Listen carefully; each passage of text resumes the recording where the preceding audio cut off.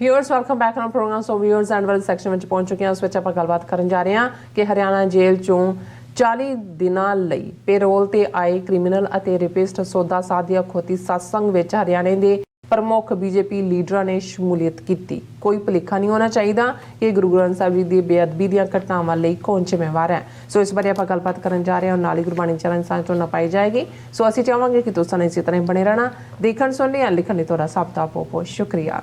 जी doctor साहब की कहना चाहोगे? देखो असी डिस्कस किया कि 14 अक्तूबर बीते 7 साल हो गए ਜਦੋਂ कि ਬਹਿਬਲ ਕਲਾਂ ਦੇ ਵਿੱਚ ਗੋਲੀ ਕਾਂਡ ਹੁੰਦਾ ਹੈ। ਉਸ ਤੋਂ ਪਹਿਲਾਂ ਬੁਰਜ ਜਵਾਰ ਸਿੰਘ ਵਾਲਾ ਗੁਰੂ ਗ੍ਰੰਥ ਸਾਹਿਬ ਦੇ ਸਰੂਪ ਚੋਰੀ ਕੀਤੇ ਜਾਂਦੇ ਨੇ। ਬਰਗਾੜੀ ਦੀਆਂ ਗਲੀਆਂ 'ਚ ਉਸ 'ਤੇ ਅੰਗ ਖਿਲਾਰੇ ਜਾਂਦੇ ਨੇ। ਔਰ 7 ਸਾਲ ਬਾਅਦ ਜਦੋਂ ਕਿ ਇੱਕ ਬਰਾਬਰ ਮੋਰਚਾ ਵੀ ਲੱਗਾ ਹੋਇਆ ਕਿ ਜਸਟਿਸ ਸਾਨੂੰ ਚਾਹੀਦਾ ਹੈ, ਪੰਜਾਬ ਗੌਰਮੈਂਟ ਦਾ ਸਪੀਕਰ ਵੀ ਉਹਦੇ 'ਚ ਆਉਂਦਾ ਹੈ, ਕੁੰਵਰ ਵਿਜੇ ਪ੍ਰਤਾਪ ਵੀ MLA ਆਉਂਦਾ ਹੈ। ਐਨ ਉਸ ਮੌਕੇ ਦੇ ਉੱਤੇ ਖਬਰ ਆਉਂਦੀ ਹੈ ਕਿ ਉੱਥੋਂ ਦੀ ਹਰਿਆਣੇ ਦੀ ਸੁਨਹਿਰੀਆ ਜੇਲ੍ਹ 'ਚੋਂ ਗੁਰਮੀਤ ਰਾਮ ਰਹੀਮ ਨੂੰ 40 ਦਿਨਾਂ ਦੀ ਪੈਰੋਲ ਦੇ ਉੱਤੇ ਛੱਡ ਦਿੱਤਾ ਗਿਆ ਔਰ ਉਹ ਸਿੱਧਾ ਬਾਗਪਤ UP ਦੇ ਵਿੱਚ ਪਹੁੰਚ ਗਿਆ। ਔਰ ਉਹਨੇ ਆਪਣੇ ਜਿਹੜਾ ਚੇਲੇ ਨੇ ਉਹਨਾਂ ਨੂੰ ਕਿਹਾ, ਕਿਉਂਕਿ ਹਰਿਆਣੇ ਦੇ ਵਿੱਚ ਪੰਚਾਇਤ ਚੋਣਾਂ ਵੀ ਹੋਣੀਆਂ ਨੇ ਔਰ ਉਹਨਾਂ ਦਾ ਹਲਕਾ ਅਸੈਂਬਲੀ ਹਲਕਾ ਆਦਮਪੁਰ ਦੇ ਵਿੱਚ ਬਾਈ ਇਲੈਕਸ਼ਨ ਵੀ ਹੈ ਔਰ ਇਹਦੇ ਲਈ ਉਹਨੂੰ ਛੱਡਿਆ ਗਿਆ ਕਿਉਂਕਿ ਖੱਟੜ BJP RSS ਇਹ ਹੀ ਜਿਹੜੇ ਨੇ ਇਸ ਦੇ ਨੂੰ ਚਲਾਉਣ ਵਾਲੇ ਨੇ। ਔਰ ਜੋ ਗੁਰੂ ਗ੍ਰੰਥ ਸਾਹਿਬ ਦੀ ਬੇਅਦਬੀ ਦੀਆਂ ਘਟਨਾਵਾਂ ਪੰਜਾਬ ਦੇ ਵਿੱਚ ਕਰਵਾਈਆਂ ਗਈਆਂ ਉਹ ਇਹਦੇ ਸੌਦਾ ਸਾਧ ਰਾਹੀਂ ਹੀ ਇਸ ਦੇ ਚੇਲਿਆਂ ਬਾਲਕਿਆਂ ਤੋਂ ਹੀ ਕਰਵਾਈਆਂ ਗਈਆਂ।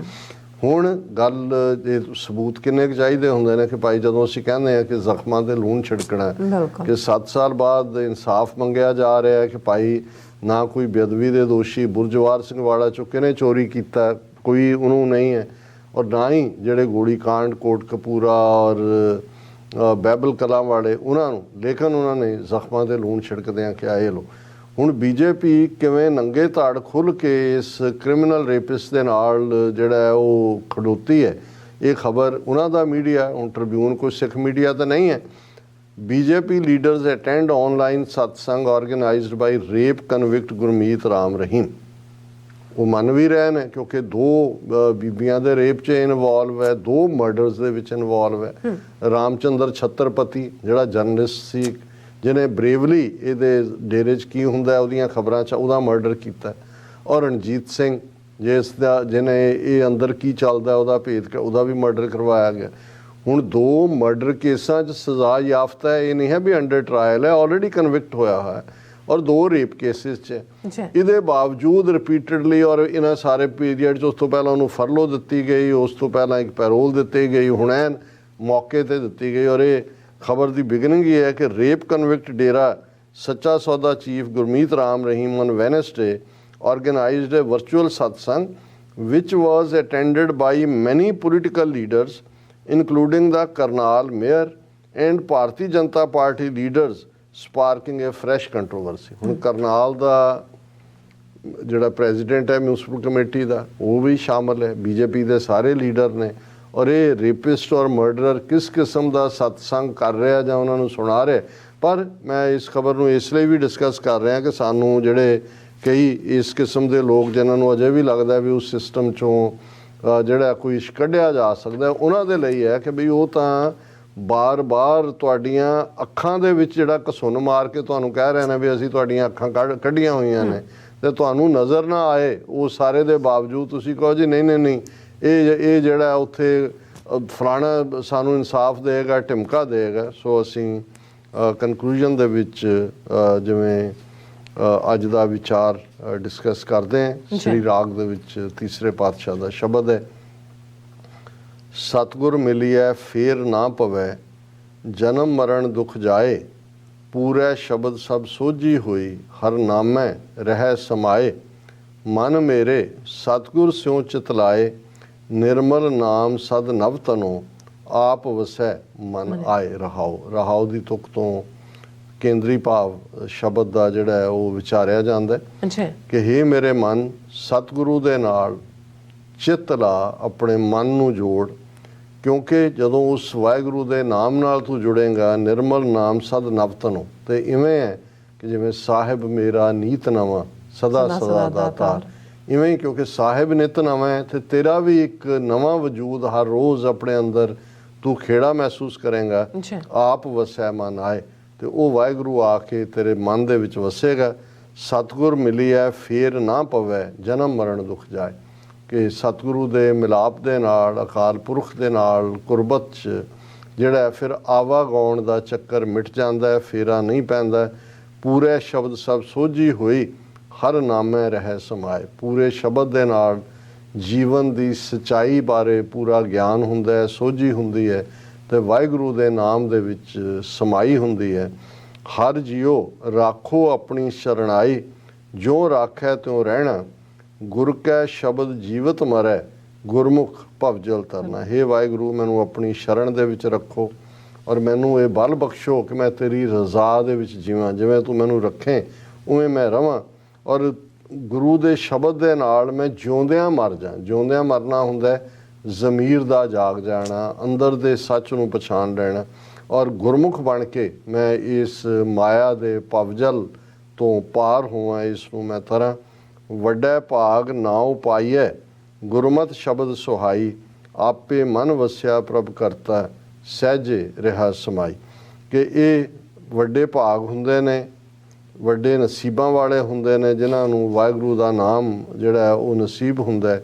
ਔਰ ਜਦੋਂ ਤੁਹਾਡੇ ਅੰਦਰ ਗੁਰਮਤ ਦਾ ਜਿਹੜੀਆਂ ਟੀਚਿੰਗਸ ਨੇ, ਫਲਸਫਾ ਅੰਦਰ ਆ ਜਾਂਦਾ ਹੈ ਤੇ ਤੁਹਾਡੇ ਅੰਦਰ ਜਿਹੜਾ ਇੱਕ ਚਾਅ ਪੈਦਾ ਹੁੰਦਾ ਹੈ, ਇੱਕ ਸੁਹੱਪਣ ਪੈਦਾ ਹੁੰਦਾ ਹੈ। ਜਦੋਂ ਵਾਹਿਗੁਰੂ ਮਨ ਦੇ ਵਿੱਚ ਆ ਕੇ ਵਸਦਾ ਤੇ ਸਹਿਜੇ ਰਿਹਾ ਸਮਾਈ, ਫਿਰ ਮਨ ਦੇ ਅੰਦਰ ਇੱਕ ਸਹਿਜ ਭਾਵ ਪੈਦਾ ਹੁੰਦਾ ਹੈ। ਇੱਕ ਨਾ ਮਨਮੁਖ ਸ਼ਬਦ ਨਾ ਭਾਵੈ, ਬੰਧਨ ਬੰਧ ਪਵਾਇਆ, ਲੱਖ 84 ਫਿਰ ਆਵੇ ਬਿਰਥਾ ਜਨਮ ਗਵਾਇਆ। ਗੁਰਮੁਖ ਉਹ ਨੇ ਜਿਹੜੇ ਸਹਿਜ ਦੇ ਵਿੱਚ ਜਿਉਂਦੇ ਨੇ, ਗੁਰੂ ਦੇ ਨਾਲ ਪ੍ਰੀਤ ਕਰਦੇ ਨੇ। ਇੱਕ ਉਹ ਮਨਮੁਖ ਨੇ ਜਿਨ੍ਹਾਂ ਨੂੰ ਗੁਰੂ ਦਾ ਸ਼ਬਦ ਚੰਗਾ ਨਹੀਂ ਲੱਗਦਾ ਔਰ ਉਹ ਬੰਧਨਾਂ ਦੇ ਵਿੱਚ ਫਸੇ ਹੋਏ ਹੀ ਘੁੰਮੀ ਜਾਂਦੇ ਨੇ। ਉਹ ਮਾਇਆ ਦੇ ਚੱਕਰ ਚੋਂ ਮੁਕਤ ਨਹੀਂ ਹੁੰਦੇ ਔਰ ਉਹਨਾਂ ਦਾ ਆਵਾਗਾਉਣ ਦਾ ਚੱਕਰ ਵੀ ਨਹੀਂ ਜਿਹੜਾ ਉਹ ਖਤਮ ਹੁੰਦਾ ਔਰ ਉਹਨਾਂ ਨੂੰ ਜਿਹੜਾ ਇਨਸਾਨੀ ਵਜੂਦ ਮਿਲਿਆ, ਇਨਸਾਨੀ ਜੀਵਨ ਮਿਲਿਆ, ਉਹ ਬੇਕਾਰ ਜਾਂਦਾ ਹੈ, ਬਿਰਥਾ ਜਾਂਦਾ ਹੈ। ਭਗਤਾਂ ਮਨ ਆਨੰਦ ਹੈ ਸੱਚੈ ਸ਼ਬਦ ਰੰਗ ਰਾਤੇ, ਆਂਦਿਨ ਗੁਣ ਗਾਵੈ ਸਦ ਨਿਰਮਲ, ਸਹਿਜੇ ਨਾਮ ਸਮਾਤੇ। ਜਿਹੜੇ ਵਾਹਿਗੁਰੂ ਦੀ ਬੰਦਗੀ 'ਚ ਜੁੜੇ ਹੋਏ ਨੇ, ਭਗਤ ਨੇ, ਫਕੀਰ ਨੇ, ਉਸ ਦੇ ਪਿਆਰੇ ਨੇ, ਉਹਨਾਂ ਦੇ ਮਨ ਅੰਦਰ ਹਮੇਸ਼ਾ ਆਨੰਦ ਹੁੰਦਾ ਹੈ ਕਿਉਂਕਿ ਉਹ ਵਾਹਿਗੁਰੂ ਦੇ ਸੱਚੇ ਸ਼ਬਦ ਦੇ ਰੰਗ ਵਿੱਚ ਰੰਗੇ ਹੁੰਦੇ ਨੇ। ਉਹ ਸਵੇਰੇ ਸ਼ਾਮ ਉਸ ਵਾਹਿਗੁਰੂ ਦੇ ਗੁਣ ਗਾਇਨ ਕਰਦੇ ਨੇ। ਹਮੇਸ਼ਾ ਉਹਨਾਂ ਦਾ ਮਨ ਨਿਰਮਲ ਹੁੰਦਾ ਔਰ ਸਹਿਜ ਦੇ ਵਿੱਚ ਉਹ ਸਮਾ ਜਾਂਦੇ ਨੇ ਉਸ ਨਾਮ ਦੇ ਵਿੱਚ। ਗੁਰਮੁਖ ਅੰਮ੍ਰਿਤ ਬਾਣੀ ਬੋਲੇ, ਸਭ ਆਤਮ ਰਾਮ ਪਛਾਣੀ, ਏਕੋ ਸੇਵਨ ਏਕ ਅਰਾਧੈ, ਗੁਰਮੁਖ ਕਥ ਕਹਾਣੀ। ਕਿ ਉਹ ਵਾਹਿਗੁਰੂ ਦੇ ਰਸਤੇ ਤੁਰੇ ਹੋਏ ਗੁਰਮੁਖ, ਉਹਨਾਂ ਦੇ ਜ਼ਬਾਨ 'ਚੋਂ ਵੀ ਮਿਠਾਸ ਵਾਲੀ ਅੰਮ੍ਰਿਤ ਬਾਣੀ ਨਿਕਲਦੀ ਹੈ। ਉਹਨਾਂ ਨੇ ਆਪਣੇ ਅੰਦਰ ਉਸ ਓਮਨੀ ਪ੍ਰੈਜ਼ੈਂਟ ਜਿਹੜਾ ਹਰ ਥਾਂ ਮੌਜੂਦ ਰਾਮ ਹੈ, ਰਮਿਆ ਹੋਇਆ, ਉਸ ਨੂੰ ਪਛਾਣ ਲਿਆ। ਉਹ ਇੱਕੋ ਹੀ ਵਾਹਿਗੁਰੂ ਦੇ ਉੱਤੇ ਅਕੀਦਾ ਕਰਦੇ ਨੇ, ਉਸ ਦੀ ਅਰਾਧਨਾ ਕਰਦੇ ਨੇ ਔਰ ਉਹਨਾਂ ਗੁਰਮੁਖਾਂ ਦੀ ਜਿਹੜੀ ਜੀਵਨ ਸ਼ੈਲੀ ਹੈ ਉਹ ਉਹਨਾਂ ਨੂੰ ਸਮਝ ਆ ਜਾਂਦੀ ਹੈ ਕਿ ਵਾਹਿਗੁਰੂ ਇੱਕ ਅਕਥ ਕਹਾਣੀ ਹੈ ਜਿਸ ਨੂੰ ਜਿਹੜਾ ਉਹ ਕੋਈ ਬਿਆਨ ਨਹੀਂ ਕਰ ਸਕਦਾ ਔਰ ਹਮੇਸ਼ਾ ਜਿਹੜੇ ਨੇ ਉਹ ਇੱਕ ਸੱਚ ਬੋਲਣ ਵਾਲੇ ਸੱਚੇ ਗੁਰਮੁਖ ਹੋ ਕੇ ਨਿਬੜਦੇ ਨੇ। ਸੱਚਾ ਸਾਹਿਬ ਸੇਵੀ ਹੈ, ਗੁਰਮੁਖ ਵਸੈ ਮਨ ਆਏ, ਸਦਾ ਰੰਗ ਰਾਤੇ ਸੱਚ ਸਿਉ, ਆਪਣੀ ਕਿਰਪਾ ਕਰੇ ਮਿਲਾਏ। ਉਸ ਸੱਚੇ ਸਾਹਿਬ ਨੂੰ ਸੇਵਣਾ ਔਰ ਗੁਰਮੁਖ ਜਿਹੜਾ ਇਸ ਰਸਤੇ 'ਤੇ ਤੁਰਦਾ ਉਹਦੇ ਅੰਦਰ ਉਹ ਵਾਹਿਗੁਰੂ ਵਸਦੇ ਨੇ, ਸਦਾ ਰੰਗ ਦੇ ਵਿੱਚ ਰੱਤੇ ਰਹਿੰਦੇ ਨੇ, ਸੱਚ ਦੇ ਨਾਲ ਹੁੰਦੇ ਨੇ ਤੇ ਵਾਹਿਗੁਰੂ ਕਿਰਪਾ ਕਰਕੇ ਆਪਣੇ ਨਾਲ ਮਿਲਾ ਲੈਂਦਾ। ਆਪੇ ਕਰੇ ਕਰਾਏ ਆਪੇ, ਇੱਕ ਨਾ ਸੁੱਤਿਆਂ ਦੇ ਜਗਾਏ, ਆਪੇ ਮੇਲ ਮਿਲਾਏਂਦਾ ਨਾਨਕ ਸ਼ਬਦ ਸਮਾਏ। ਕਿ ਜੋ ਵੀ ਵਾਪਰ ਰਿਹਾ ਜੀਵਨ ਦੇ ਅੰਦਰ ਉਹ ਵਾਹਿਗੁਰੂ ਕਰਨ ਕਾਰਨ ਸਮਰੱਥ ਹੈ, ਆਪ ਹੀ ਕਰਦਾ ਹੈ ਔਰ ਜਿਹਨੂੰ ਉਸ ਨੇ ਬਖਸ਼ਣਾ, ਬਖਸ਼ ਦੇਣੀ ਹੈ, ਇੱਕ ਨਾ ਸੁੱਤਿਆਂ ਦੇ ਜਗਾਏ, ਉਹਨਾਂ ਨੂੰ ਸੁੱਤਿਆਂ ਉਠਾੜ ਦਿੰਦਾ। ਮਤਲਬ ਇਹ ਹੈ, ਇਹ ਦੁਨਿਆਵੀ ਨੀਂਦ ਨਹੀਂ ਹੈ ਜਿਹੜੀ ਅਸੀਂ ਕਰਦੇ, ਇਹ ਤੁਹਾਡੀ ਰੂਹ ਸੁੱਤੀ ਹੋਈ ਹੈ, ਤੁਸੀਂ ਮਾਇਆ ਦੇ ਅੰਦਰ ਗਵਾਚੇ ਹੋਏ ਹੋ। ਜਿਸ ਨੂੰ ਕਬੀਰ ਸਾਹਿਬ ਨੇ ਯਾਦ ਦਹਾਨੀ ਕਰਵਾਈ ਸੀ ਕਿ ਰਾਤ ਗਵਾਈ ਸੋਏ ਕੇ, ਦਿਵਸ ਗਵਾਇਆ ਖਾਏ, ਹੀਰੇ ਜੈਸਾ ਜਨਮ ਹੈ ਕੌਡੀ ਬਦਲੇ ਜਾਏ। ਸੋ ਉਸ ਨੀਂਦ ਚੋਂ ਵਾਹਿਗੁਰੂ ਆਪ ਜਗਾਉਂਦਾ ਹੈ, ਆਪੇ ਕਰੇ ਕਰਾਏ ਆਪੇ, ਇੱਕ ਨਾ ਸੁੱਤਿਆਂ ਦੇ ਜਗਾਏ, ਆਪੇ ਮੇਲ ਮਿਲਾਏਂਦਾ ਨਾਨਕ ਸ਼ਬਦ ਸਮਾਏ। ਉਹ ਆਪ ਹੀ ਆਪਣੇ ਨਾਲ ਮਿਲਾ ਲੈਂਦਾ ਹੈ।